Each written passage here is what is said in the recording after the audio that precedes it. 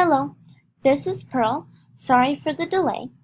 Today I'm reading Chapter 11 of Hinds' Feet on High Places, in the forests of danger and tribulation. With what joy they welcomed the shepherd as he sat down in their midst, and after cheerfully congratulating them on having surmounted the precipice, he laid his hands gently on the wounds which Much Afraid had received when she fell, and immediately they were healed. Then he began to speak to them about the way which lay ahead.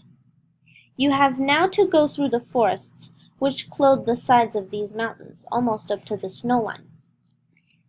The way will be steep, but you will come to resting places here and there. These are the forests of danger and tribulation, and often the pine trees grow so tall and so closely together that the path may seem quite dark. Storms are very frequent up here on these slopes, but keep pressing forward, for remember that nothing can do you any real harm while you are following the path of my will. It did seem strange that even after safely surmounting so many difficulties and steep places, including the impassable precipice just below them, Much Afraid should remain so like her name. But so it was. No sooner did the shepherd pronounce the words, danger and tribulation, than she began to shake and tremble all over again. The forests of danger and tribulation, she repeated, with a piteous quaver in her voice. O shepherd, wherever will you lead me next? To the next stage on the way to the high places, he answered promptly, smiling at her as nicely as possible. I wonder if you will ever be able to get me there, groaned poor foolish little Much Afraid. I wonder you continue to bother with me and don't give up the job altogether. It looks as though I shall never have anything but lame feet, and that even you won't be able to make them like Hinds' feet. She looked disconsolately at her feet as she spoke. Certainly, at the moment, they did look even more crooked than ever. I am not a man that I should lie, said the shepherd gravely. Look at me, Much Afraid. Do you believe that I will deceive you? Have I said, and shall I not do it? Or have I spoken, and shall I not make it good? Much Afraid trembled a little, partly at the tone of his voice, and partly because she was still much afraid by nature and was already trying to picture what the forests of danger and tribulation would be like. That always had a disastrous effect upon her, but she answered penitently, No, I know that you are not a man who would lie to me. I know that you will make good what you have said. Then, said the shepherd, speaking very gently again, I am going to lead you through danger and tribulation, Much Afraid. But you need not be the least bit afraid, for I shall be with you. Even if I lead you through the valley of the shadow itself, you need not fear, for my rod and my staff will comfort you. Then he added, Thou shalt not be afraid for the terror by night, nor the arrow that flies by day, nor for the pestilence that walketh in darkness, nor for the destruction that wasteth at noonday. Though 1,000 fall at thy side, and 10,000 at thy right hand, it shall not come nigh thee. For I will cover thee with my feathers, and under my wings shalt thou trust. Psalm 91, verse 4-7. The gentleness of his voice as he said these things was indescribable. Then Much Afraid knelt at his feet, and built yet another altar, and said, Yea, though I walk through the valley of the shadow of death, I will fear no evil, for thou art with me. Then, because she found that even as she spoke, her teeth were chattering with fright, and her hands had gone quite clammy, she looked up into his face, and added, For thou art not a man that thou shouldest lie, nor the Son of Man that thou shouldest repent. Hast thou said, and shalt thou not do it? And hast thou spoken, and shalt not thou make it good? Then the shepherd smiled more comfortingly than before, laid both hands on her head, and said, Be strong, yea, be strong, and fear not. Then he continued, Much Afraid, don't ever allow yourself to begin trying to picture what it will be like. Believe me, when you get to the places which you dread, you will find that they are as different as possible from what you have imagined, just as was the case when you were actually ascending the precipice. I must warn you that I see your enemies lurking among the trees ahead, and if you ever let craven fear begin painting a picture on the screen of your imagination, you will walk with fear and trembling and agony where no fear is. When he had said this, he picked up another stone from the place where she was kneeling, and gave it to her to put with the other memorial stones. Then he went his way, and Much Afraid and her companions started on the path which led up through the forest. Almost as soon as they had reached the trees, they saw the face of mean, sickly Self-Pity looking out from behind one of the trunks. He gabbled ever so quickly before he dodged back into his hiding. "I say, Much Afraid, this really is a bit too thick. I mean, whatever will he do next, forcing a poor little lame, frightened creature like yourself to go through dangers which only brave, strong men ought to be expected to face? Really, your shepherd is almost more of a bully than Craven Fear himself."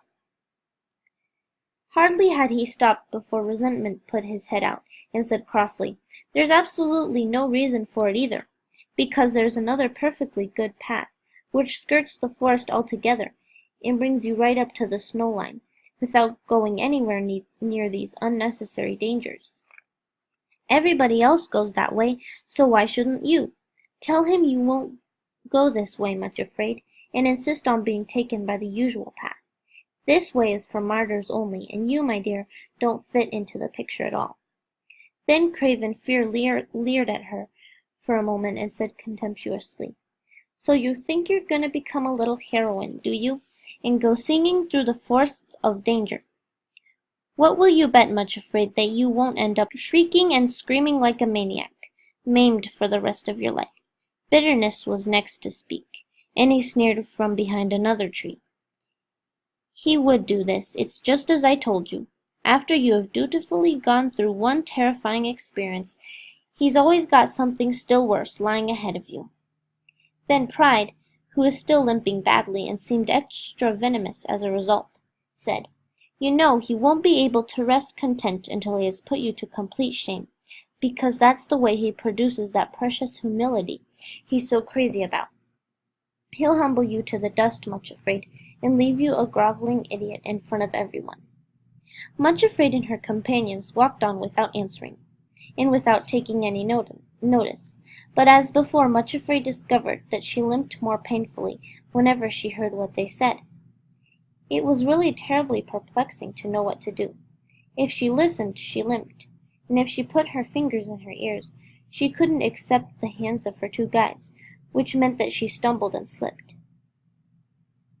So they stopped for a moment or two and discussed the matter, and then Suffering opened the little first aid kit hanging at her girdle, took out some cotton, and firmly plugged the ears of Much Afraid. Although this was uncomfortable, it did seem to have the desired effect, at least temporarily. For when the 5 sulkers saw that they could not make her hear them, they soon tired of bawling at her, and left her alone until another opportunity should occur for badgering her again. At first, the forest did not really seem too dreadful. Perhaps it was that up there on the mountains, the air was so fresh and strong that it made those who breathed it fresh and strong too.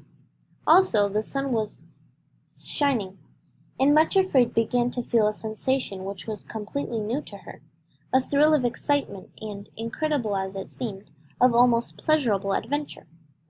Here she was, lame Much Afraid, actually walking through the forest of danger, and not really minding. This lasted for quite a time, until huge black clouds gradually rolled over the sky, and the sun went in. In the distance, thunder rolled, and the woods became dark and very still. Suddenly a bolt of lightning scorched across the sky, and somewhat ahead of them a rending crash as a great forest tree fell to the earth. Then another and another. Then the storm in all its fury was bursting around them, thunder rolling, lightning sizzling, and crackling in every direction, until the whole forest seemed to be groaning and shaking and falling about them. The strangest thing was that though Much Afraid felt a shuddering thrill go through her at every crash, she was not really afraid. That is, she never felt panic nor desire to run, nor even real dread, for she kept repeating to herself, "Though 1,000 shall fall at thy side, and 10,000 at thy right hand, it shall not come nigh thee. For I will cover thee with my feathers, and under my wings shalt thou trust." So throughout the whole storm she was filled with a strange and wonderful peace, such as she had never felt before, and walked between her two companions, saying to herself, "I shall not die, but live and declare the works of the Lord." At last the storm began to rumble off into the distance. The crashes died down, and there was a quiet lull.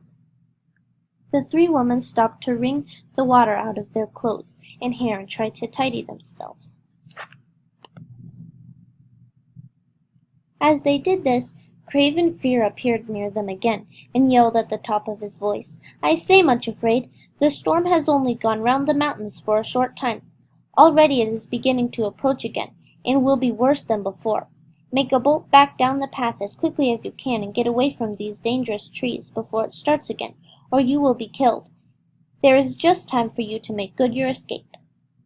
"Look here!" exclaimed Much Afraid most unexpectedly, water still dripping from her hair, and her sodden skirts clinging like wet rags around her legs.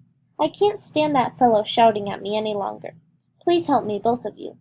And setting the example, she stooped down, picked up a stone, and flung it straight at Craven Fear. Her two companions actually laughed for the very first time, and started hurling a barrage of stones among the trees, where the five were lurking. In a moment or two, none of their enemies were visible. Then, just ahead of them through the trees, they saw a log hut, which seemed to offer a promise of shelter and protection from the storm, which certainly was again drawing nearer. Hurrying toward the cabin, they found that it stood in a clearing, well away from the trees, and when they tried the door latch, to their joy it opened, and they thankfully slipped inside. With great presence of mind, Suffering immediately closed the door and bolted it behind them, and none too soon. Next minute their enemies were banging on the door and shouting, "Hi, I say, open the door and let us in. The storm is starting again. You can't be so inhuman as to shut us outside and leave us to our fate." Much Afraid went to the door and shouted through the keyhole the advice they had offered her. "Make a bolt down the path as quickly as you can, and get away from these dangerous trees or you will be killed. You have just time to make good your escape before the storm starts again." There was a sound of muttered curses outside, then of hurrying feet fading away into the distance, and it seemed as though this time the advice was being acted upon. Back rolled the storm, fiercer and more terrible than before. But they were safely sheltered in the hut, out of range of the crashing trees, and their shelter proved perfectly weatherproof, for not a drop came through the roof. They found in the room a supply of firewood stacked beside a small kitchen range, with a kettle and some saucepans on it. While Suffering busied herself lighting the fire, Sorrow held the kettle under a spout outside the window, and filled it with rainwater. Much Afraid went to a cupboard on the wall, to see if it would yield any treasure. Sure enough, there was crockery on the shelves, and a supply of tinned foods, as well as a big tin of unleavened biscuits. So in a very little while the storm still furiously raged and rattled outside, there they were, sitting around a crackling fire, warming themselves and drying their sopping garments, while they drank comforting hot cocoa, and satisfied their hunger. Though the uproar of the tempest without was almost deafening, and the hut shuddered and shook in every blast, yet inside was nothing but peace and thanksgiving and cheerful contentment. Much Afraid found herself thinking, with astonished awe, that it was really the happiest and most peaceful experience during the whole of her journey up till that time. As they lay down on the mattresses which they discovered piled in another part of the hut, she repeated again to herself very softly, "He has covered me with his feathers, and under his wings do I trust." The storm continued with great violence for 2 or 3 days, but while it lasted, the 3 travelers rested quietly in the shelter of the hut, going outside only during the brief lulls to gather wood. This they dried in the oven to replenish the stock they were using, so that others, following on behind, might not be left without fuel. There seemed to be a good store of tinned foods and unleavened biscuits, and they supposed that some of the shepherd's servants must visit the hut from time to time with a new supply. During those quiet days in the midst of the raging tempest, Much Afraid came to know her 2 companions in a new way, and also to understand more of the mountain dialect which they spoke. In some strange way, she began to feel that they were becoming real friends, and not just attendants whom the shepherd had commanded to go with her as guides and helpers. She found, too, that now she was accepting their companionship in this way, she seemed more alive than ever before to beauty and delight in the world around her. It seemed as though her senses had been quickened in some extraordinary way, enabling her to enjoy every little detail of her life, so that although her companions actually were sorrow and suffering, she often felt an almost inexplicable joy and pleasure at the same time. This would happen when she looked at the bright crackling flames in the log fire, or listened to the sound of lashing rain overhead, emphasizing the safety and peace within the hut, or when she saw through the window the tossing trees waving their arms against a background of scurrying clouds or lightning-rent sky, or again, very early before daybreak, when she saw the morning star shining serenely through a rift in the clouds, or heard the clear jubilant note of a bird during a lull in the storm. All these things seemed to be speaking to her in the mountain dialect. And to her growing astonishment, she found it an incredibly beautiful language, so that sometimes her eyes filled with tears of pure joy, and her heart seemed so full of ecstasy that she could hardly bear it. One morning, when the storm was rattling and raging through the forest louder than ever, she noticed Sorrow sitting by the fire singing quietly to herself, the words, of course, being in the mountain dialect, which Much Afraid was learning to understand. This is the best translation that I can give, but you will realize that the original was much more beautiful, and full of forest sounds and music. How lovely and how nimble are thy feet, O Prince's daughter! They flash and sparkle, and can run more fleet than running water. On all the mountains there is no gazelle, no roe or hind, can overtake thee, nor leap as well, but lag behind. Canticle 7, verse 1.